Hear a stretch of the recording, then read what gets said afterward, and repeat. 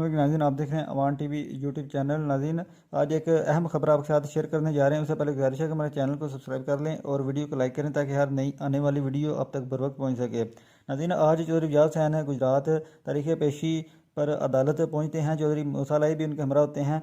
वकला के दलाइल सुनने के बाद केस की समाअत 2 मई तक मुलतवी कर दी गई। एजाज हुसैन ने अदालत में पेशी के बाद मीडिया से गुफ्तगू करते हुए कहा कि हमारे मुखालफिन जितना मर्जी जोर लगा लें, अवामी खिदमत से हमें नहीं रोक सकते। झूठे पर्चे और इंतजामिया के जरिए हरासा करना हमें मजीद मजबूत कर रहा है। हल्के की अवाम का मैं मशकूर हूँ जो हमें सपोर्ट करते हैं। हमने कतर से चौधरी मूसा लाई को पार्टी ने टिकट दिया तो इलेक्शन लड़ेंगे।